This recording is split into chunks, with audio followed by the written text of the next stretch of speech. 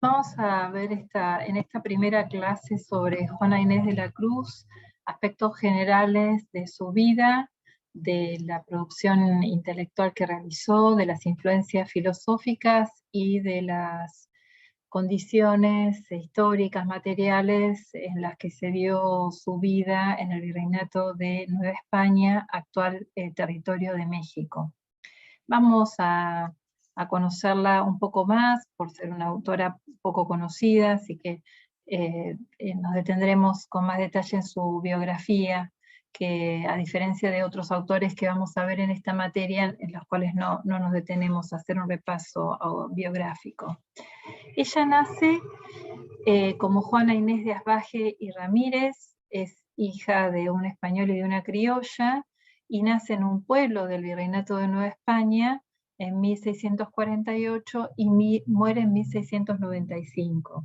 Es decir, que ella vive a lo largo del siglo XVII, en la segunda mitad del siglo XVII, y para tener un marco histórico de referencia, cuando ella nace, es unos 2 años antes de la muerte de Descartes. Eso quiere decir que en el contexto europeo, la filosofía que nosotros hoy llamamos filosofía moderna ya había comenzado a desarrollarse. Después vamos a analizar en qué medida se dio o no una conexión o un paralelismo histórico, por decirlo de esa manera, entre lo que estaba sucediendo en Latinoamérica en ese periodo y lo que estaba sucediendo en Europa en términos intelectuales y particularmente de la filosofía. Su familia se traslada a la Ciudad de México cuando ella era muy joven, una niña todavía, y sus dotes intelectuales, su talento, se destacaron ya durante su adolescencia, por lo cual fue patrocinada por el matrimonio de los virreyes, en particular Leonor Carreto, que era la esposa del virrey de Toledo en ese momento a cargo del virreinato de Nueva España. Es decir, que ella toma contacto con la vida palaciega desde muy joven y siempre en relación con su capacidad intelectual. En 1667 ingresa al convento de las Carmelitas Descalzas, y luego lo abandona a los pocos meses, enferma al poco tiempo, y dicen sus biógrafos que se debe en particular a que era una regla monástica muy rígida, que era poco afín a la personalidad de Juana y a la finalidad que tenía Juana al ingresar al convento. Se ha dicho mucho, se ha conjeturado mucho acerca de las razones de por qué ella ingresa a un convento. La opinión que a mí me parece más aceptable es la que sostiene que ella tenía una fuerte vocación por el estudio, una gran vocación intelectual, literaria, filosófica, científica, también un gran placer por la música, y ese tipo de actividades le estaban vedadas a las mujeres. En la vida del matrimonio ella no se hubiera podido dedicar a esa vocación, a esos intereses que tenía, y por lo tanto el lugar donde una mujer podía volcarse en mayor medida a esas inclinaciones intelectuales y artísticas que ella tenía, era un convento. Por consejo de su confesor, Antonio Núñez de Miranda, cambia de orden religiosa, la orden de San Jerónimo, que era más laxa y que le permitía dedicarse a sus estudios, a su pasión intelectual, al arte, a la música y a celebrar tertulias, es decir, encuentros donde ella comentaba los textos que escribía o sus lecturas, y donde había una conversación intelectual con otros que eran siempre otros varones, en la gran mayoría de los casos. Sigue con el patronazgo de la familia virreinal. Hay un cambio en las autoridades en Nueva España, asume un nuevo virrey y también tiene una relación muy cercana con la esposa del virrey, María Luisa Manrique de Lara y Gonzaga. Con el patrocinio de María Luisa particularmente, en 1681 se publica en España una parte de la obra poética de Juana Inés. Como ven ustedes, era muy bien recibida su actividad intelectual, por lo menos en algunos aspectos y por parte de algunas personas. Esa relativa tranquilidad o libertad de expresión, podríamos decir, se entra en crisis en la década de 1690. Entre 1690 y 1691 se produce una disputa a partir de un escrito que ella denominó Carta Atenagórica. Ese escrito fue publicado sin su consentimiento. Ella no se enteró de que había sido publicado, lo publicó el obispo de Puebla, Manuel Fernández de Santa Cruz, y es un escrito polémico, donde ella, vamos a ver con detalle más adelante, discute con un jesuita renombrado y emite opiniones sobre teología y sobre otras materias, por lo cual el obispo de Puebla, si bien publica el escrito, si bien reconoce la gran capacidad de su autora, al mismo escrito le agrega una carta prólogo, la firma con el seudónimo Sor Filotea de la Cruz, y en esa carta, al mismo tiempo que elogia a la autora por su capacidad intelectual, critica la posición teológica que expresa la carta, y además la reprende, porque dice que se dedicó excesivamente a temas profanos en desmedros de asuntos sagrados, y también le dice que no debe tratar sobre temas teológicos. A partir de ese texto, Juana escribe una respuesta, conocida como respuesta a la carta de Sor Filotea.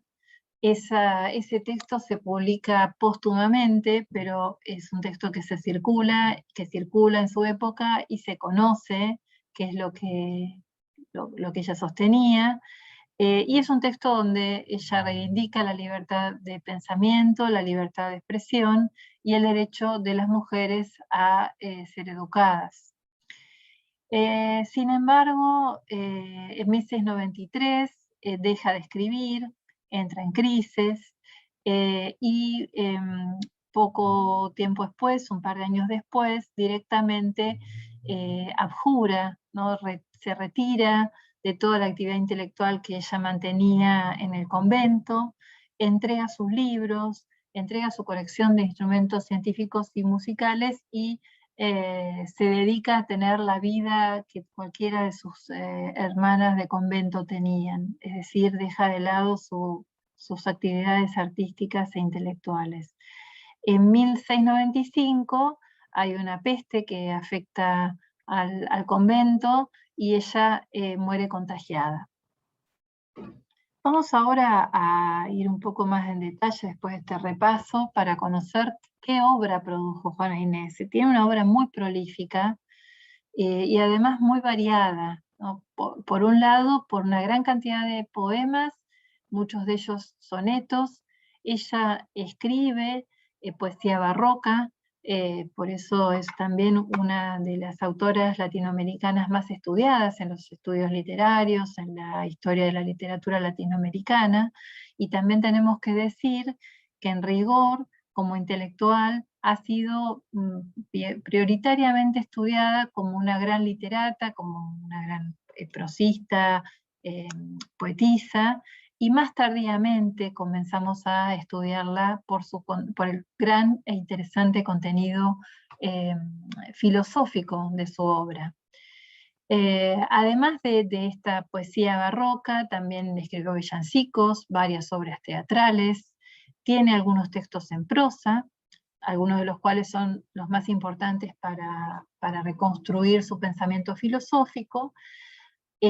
obras religiosas, devocionales, y dentro de la obra filosófica donde más se encuentra su pensamiento, está una extensísima poesía conocida como Primero Sueño, o también a veces se la llama Secas Sueño, varios sonetos, la Carta Atenagórica, ese escrito polémico que yo les comentaba, que fue objeto de una reprimenda por parte del obispo de Puebla, y la respuesta a Sor Filotea de la Cruz. Eso como los más relevantes, lo cual no obsta que a lo largo de toda su obra no se puedan rescatar ideas que hacen a su pensamiento filosófico. Y es algo que en verdad todavía se debe investigar.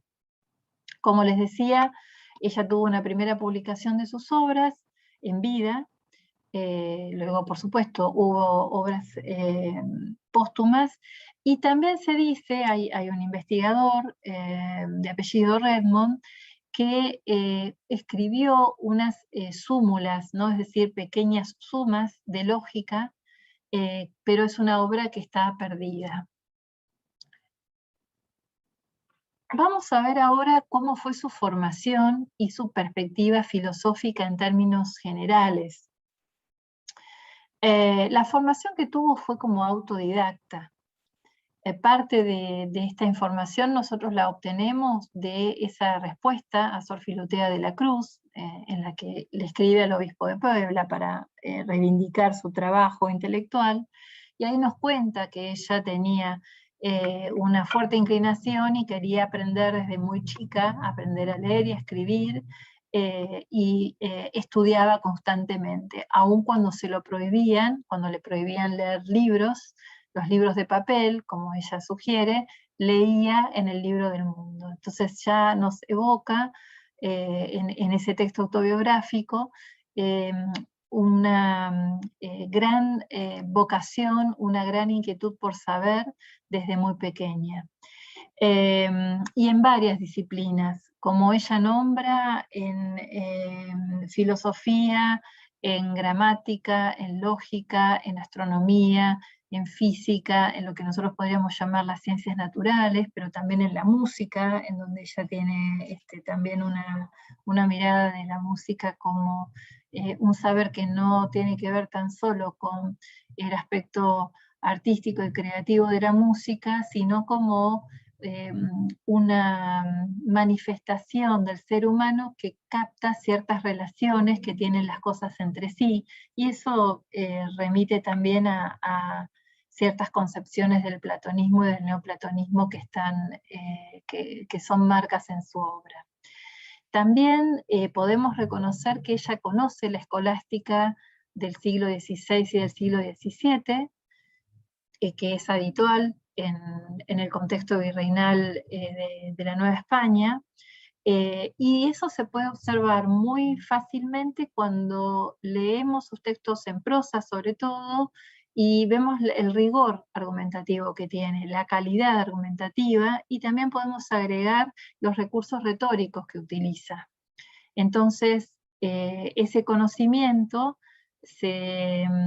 lo podemos verificar por cómo pone a jugar eso que sabe, tanto desde el punto de vista de la lógica más formal y argumentativa, como desde el punto de vista de los recursos retóricos para expresar su pensamiento, para persuadir con sus argumentaciones, etc. También se observa en sus textos un gran conocimiento de los clásicos grecolatinos, de la literatura, de la mitología, de la historia. Tiene un saber muy erudito, que también era muy característico del pensamiento humanista, de la formación humanista, típica del Renacimiento, que era la que se había transmitido a las universidades virreinales de las colonias españolas. Hay quienes dicen que también tuvo un conocimiento del cartesianismo. Eso es algo que yo lo pongo entre signos de pregunta, porque hasta lo que yo he podido leer nunca encontré pruebas fehacientes de esto. Algunos sostienen que a través de Carlos de Sigüenza y Góngora, que fue un jesuita novohispano también, una de las mentes más sobresalientes de Nueva España, un jesuita con grandes intereses por la ciencia, en particular por la astronomía, que le interesaban los últimos avances filosóficos y científicos. Algunos dicen que Sigüenza tenía conocimiento del cartesianismo y que a través de las conversaciones, de las tertulias que mantenía con él, ella pudo conocer la obra de Descartes o de seguidores de Descartes. Pero lo dejo como un interrogante. Es evidente que tiene afinidades con el neoplatonismo por algunas cosas que vamos a ver en la próxima clase acerca de la constitución de su filosofía. Y otro autor que sí ella manifiestamente nombra es Athanasius Kircher. Ella lo nombra de otra manera, lo llama Quirquerio, el padre Quirquerio, ¿no? Como solía ocurrir que algunos nombres se latinizaban. Athanasius Kircher es un autor alemán, un jesuita alemán que vivió en el siglo XVII, es una generación anterior que la generación de Juana Inés, y es un personaje muy interesante que tuvo una influencia importante en Nueva España, que lo influyó también a Sigüenza y Góngora. Y en Kircher lo que nosotros vemos es una posición sincrética y hermética. Sincrético implica un pensamiento que trata de integrar en una misma unidad distintas corrientes de pensamiento, ¿no? Distintas, en este caso, distintas corrientes filosófico-teológicas, vamos a decirlo así. Kircher creía que el cristianismo era compatible con otras manifestaciones religiosas de otras grandes civilizaciones, como fundamentalmente la egipcia, a la cual consideraba como la primera civilización sabia de los orígenes más remotos de la humanidad, pero también creía que esos puntos en común los tenían con la civilización china y con la civilización azteca. Entonces, él piensa que hay una especie de matriz común de la sabiduría que aparece en distintas civilizaciones y destaca en particular a la egipcia porque él cree en que hay un saber primitivo que por primera vez aflora en los egipcios y que la figura de Hermes Trismegisto sería alguien que conjuga esa sabiduría egipcia. Se creía que era un personaje que había existido en la realidad. Él es un sabio 3 veces grande, y entonces hay una confluencia entre las sabidurías de las distintas civilizaciones que se dieron en distintos momentos de la historia, y el cristianismo sería una de ellas. Por supuesto que el pensamiento de Kircher era muy heterodoxo a los ojos del catolicismo y de la propia orden jesuita a la que él pertenecía.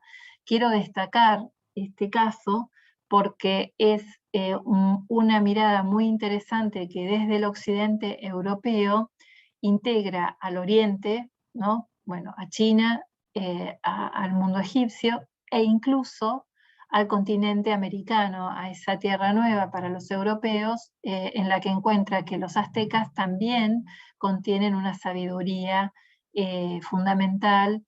Y por ejemplo, una prueba de ello para Kircher es el hecho de que había pirámides como legado de la civilización egipcia y también como legado de la civilización azteca. Para hablar de esto hay mucho, pero es simplemente un rasgo que quiero destacar de ese contexto novohispano. Algo más para agregar acerca del mundo intelectual en el que vivió Juana Inés. Algunas cosas ya las dije. Si bien ella no pudo tener acceso a una educación formal universitaria, porque eso estaba vedado a las mujeres, es cierto que su gran interés hizo que como autodidacta llegara a conocer, a adquirir libros o a tomar libros en préstamos o a usar libros que podía disponer en el convento y quizá no eran para las monjas, pero sí eran para sacerdotes que estaban vinculados con la orden religiosa, y también por sus contactos con varones letrados que tenían la misma pasión que ella por la filosofía y por las letras.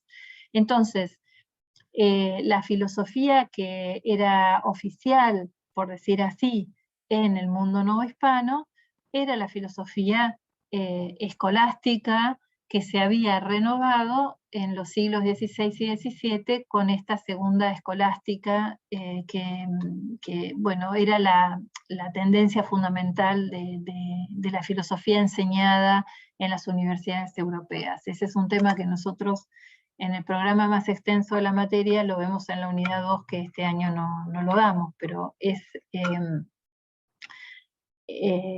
no es la filosofía escolástica de la Edad Media, sino que es una renovación de esa filosofía de origen aristotélico tomista, que tiene mucho más cuidado por el conocimiento de las fuentes en sus idiomas originales. Entonces hay una preocupación mayor porque haya una formación adecuada en latín y en griego, no el latín escolástico medieval, sino el latín ciceroniano. Y además incorpora también algunas novedades filosóficas, no solamente se queda con ese saber básico del tomismo, digamos básico porque era como el centro de la formación escolástica. Entonces, esa es la formación habitual, y a su vez algunas ideas de la nueva filosofía van llegando. Entonces se supone que ella, como Sigüenza también, conocieron las novedades astronómicas, conocieron algunas teorías alternativas, y tenían como parte de la educación humanista, que fue una transformación que se produjo también en Europa a partir del siglo XV, siglo XVI, una formación mucho más amplia que incluía a los clásicos grecolatinos, cosa que durante la Edad Media no era así. Bueno, un punto que es muy interesante, que se ha estudiado mucho y sigue siendo tema de interés hoy, tiene que ver con la retórica en Juana Inés de la Cruz. Como les decía, los primeros estudios académicos importantes que se le dedicaron vinieron sobre todo de los estudios literarios, y por eso hay una mirada muy profunda sobre la forma de escritura, sobre los géneros de escritura de Juana Inés. Una autora que ha sido muy influyente en eso es Josefina Ludmer, que está citada aquí en esta ficha de PowerPoint, que le presta atención a este punto, y ahora vamos a ver qué es lo que dice ella y lo compararemos con otras autoras que lo han comentado, ¿no? Las estrategias retóricas que utiliza Juana Inés tienen fundamentalmente la finalidad de ganarse un espacio en el mundo intelectual, un espacio que por definición no estaba permitido para las mujeres, era un espacio ocupado por los varones. Y ella desarrolla distintas técnicas como para poder apropiarse de ese lugar. Una de las cosas que realiza, por ejemplo, es una genealogía de mujeres sabias, que vamos a ver más adelante. Eso lo incluye en la respuesta a Sor Filotea de la Cruz. Lo utiliza a esto como una suerte de doxografía, como un repaso de esas mujeres que la precedieron a ellas, mujeres doctas, mujeres formadas, mujeres inteligentes que tenían sabiduría. Y es una prueba de que precisamente las mujeres son tan capaces como los varones de educarse, de estudiar, de escribir, de tener un pensamiento autónomo, etc. Ese es un recurso que, hay que decirlo también, era bastante habitual en el discurso renacentista mismo, ¿no? Cuando se quería proponer una idea novedosa que pudiera parecer heterodoxa o que desafiara el orden establecido, un recurso usual era mostrar que había otros que lo habían antecedido, que, no es que el autor o la autora no es el primero que lo está diciendo. Y entonces ese precedente le da legitimidad a esa novedad que quiere ser, bueno, supuesta novedad que quiere ser disruptora, porque entonces no es tan novedosa, sino que recupera algo del pasado y en la mirada típica del Renacimiento, el pasado siempre tiene algo positivo, ¿no? El Renacimiento pretende recuperar lo primero, la edad de oro, el origen, el mejor saber, la mejor literatura, los mejores textos que en la mirada renacentista habían entrado en decadencia cuando se escolariza la filosofía, sobre todo en la escolástica de la Edad Media.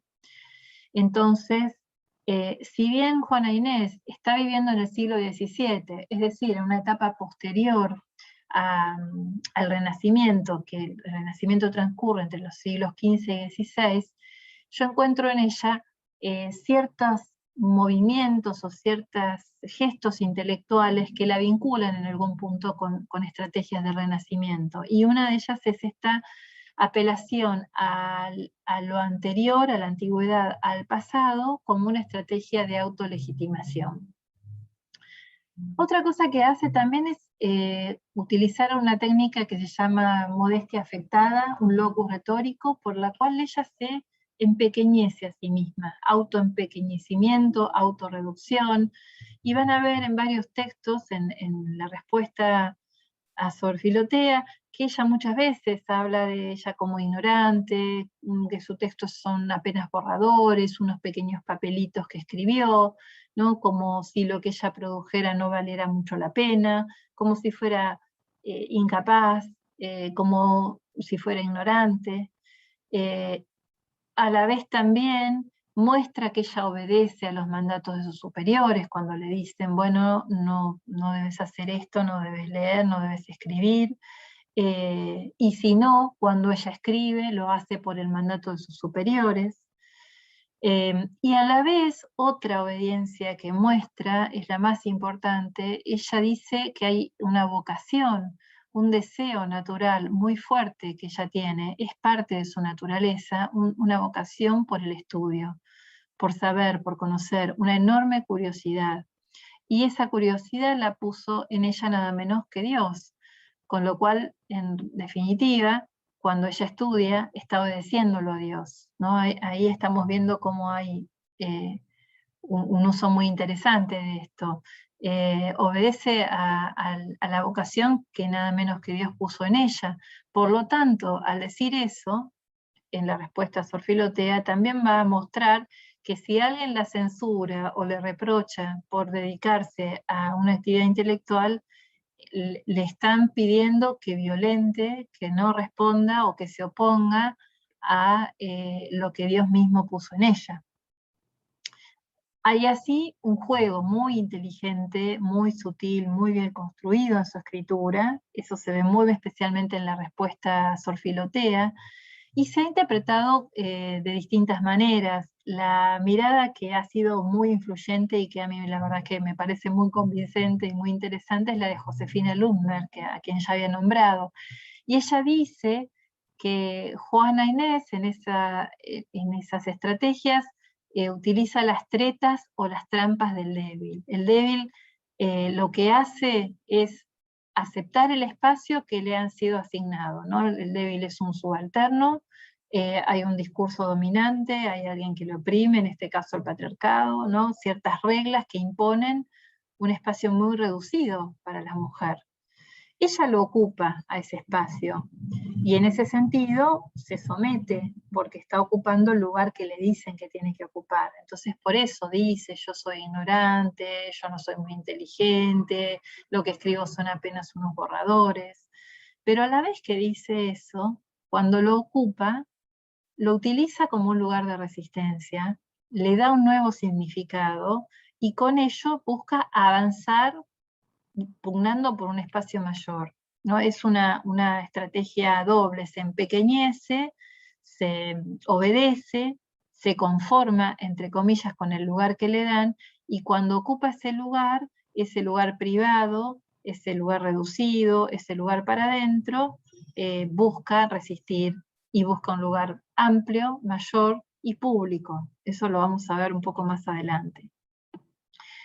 Otra autora que nosotros tenemos en la bibliografía obligatoria, una filósofa argentina, Santa Cruz, no le convence esta mirada y dice que en rigor no hay ninguna treta en la respuesta a Sor Filotea, sino que más que nada hay una apología, y ella dice una apología en el sentido socrático, en el sentido en que Sócrates hizo una apología, porque lo que hace es en verdad, a partir de su caso privado, defender los principios generales, ¿no? Del género femenino, de la comunidad de mujeres, no una mera autodefensa porque la reprendieron por haber escrito un texto que no debía, sino que va más allá del caso puntual personal para decir, en rigor, hay muchas razones, vamos a ver qué argumentos ella da, por las cuales las mujeres podemos dedicarnos a la vida intelectual y hacer un escrito como el que yo hice y otros más, ¿no?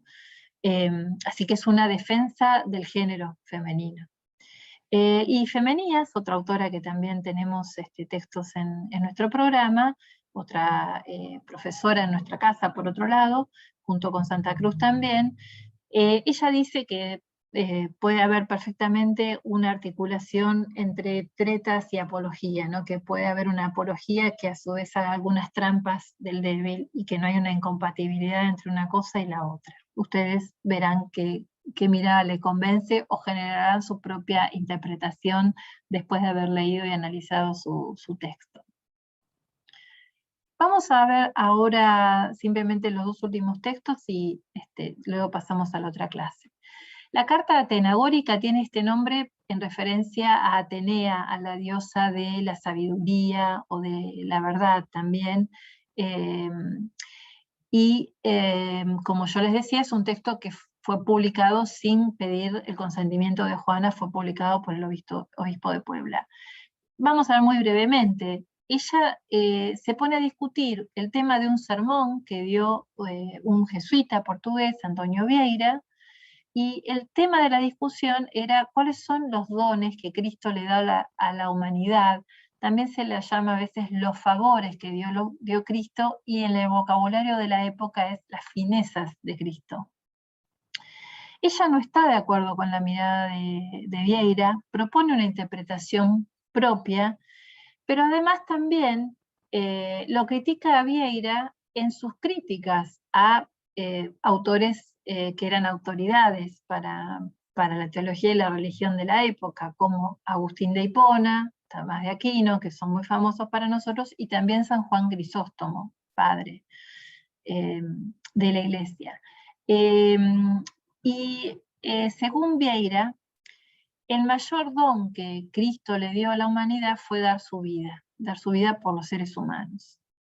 En cambio, Juana dice que el mayor don que nos dio Cristo es no habernos dado nada, no darnos nada, una gracia negativa, o como también se dice, la abstención divina. Él no nos hace ningún favor, no nos entrega nada, no nos da nada por adelantado, y ella cree que eso es lo mejor, ese es el mejor don, el mayor don, porque si nos hubiera dado todo, podríamos cometer el pecado de no ser gratos, de no agradecerle por esos regalos que nos dio.